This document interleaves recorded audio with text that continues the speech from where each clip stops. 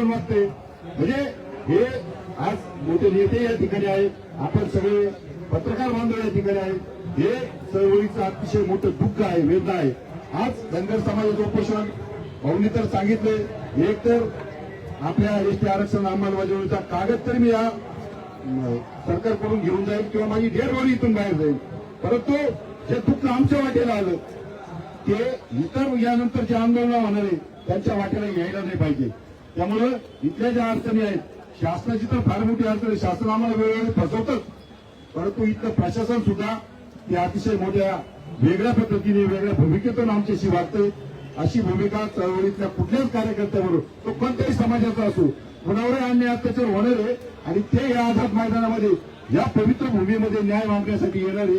आणि मग जर ज्याला उपोषण करायचं असेल, आमरण उपोषण, आणि मग 9 ते 6 या वेळेत करायचं, आणि 6 नंतर तुम्ही त्या उपोषणाची दखलही घेणार नाही, ते सोडवणार नाही आणि त्याला बाहेर काढणार. निश्चितपणाने या सगळ्या विषयाचा आम्ही तरी कालपासून निषेध करतोय. तो आपल्याही पद्धतीने आपल्याही बाजूने त्याच्यावर योग्य ती आपण मत मांडावं अशी विनंती करतो.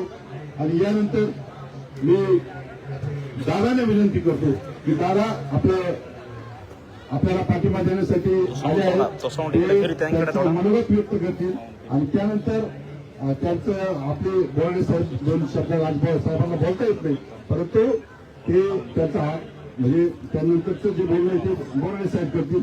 मी दादांना विनंती करतो की आपण मनोगत व्यक्त करा.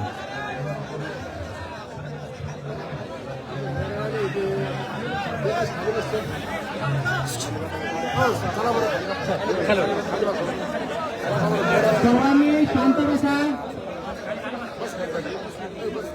गेल्या 70 वर्षापासूनचा हा आपला लढा आहे बांधवांनो. गेल्या 70 वर्षापासून या महाराष्ट्रातील धनगर समाजाला हे सरकार जुळवण्याचं काम करत आहेत. या महाराष्ट्रातले 2 भाऊ, मराठा समाज बांधव आणि धनगर समाज बांधव, कधी नव्हे तर आज या इतिहासात पहिली वेळ आणि सर्वात महत्वाचं सांगतोय, काल गंगाधर नाना काळकुटे, बद्री भाऊ यांच्यासोबत माझं बोलणं झालं. आज मनोजदादा जरांगे पाटील यांना वास्तविक दवाखान्यात जायचं होतं, त्यांची देखील तब्येत ठीक नाहीये, त्यांना दवाखान्यात जायचं होतं. पण आपल्या ज्या वेदना आहेत, आपले जे मेंढपाळ बांधव आहेत, या सर्वांच्या वेदना बघून दादा स्वतःच्या तब्येतीची काळजी न घेता आपल्यापर्यंत आलेले आहेत. त्यामुळे भावांनो, सर्वांनी दादाचं जोरदार टाळ्या स्वागत करा. दादा बोलतो.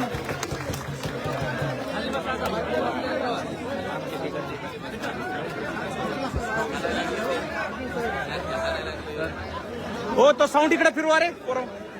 साऊंड तोंड इकडे करा प्लीज.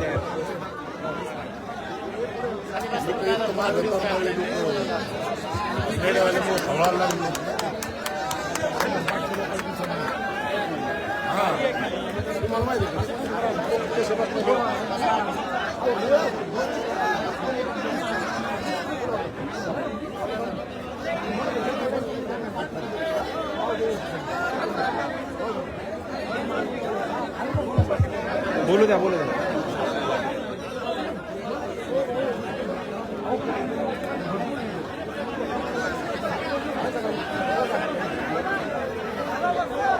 दादा उभा राहूनच बोला, लोकांना दिसत नाही.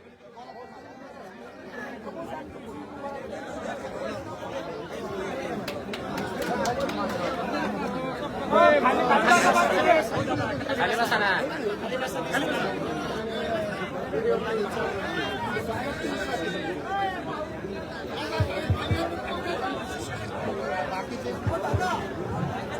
ते मागचे खाली बसलो. विष्णू भाऊ मात करणार मागे सर मागचे खाली बसलो ना.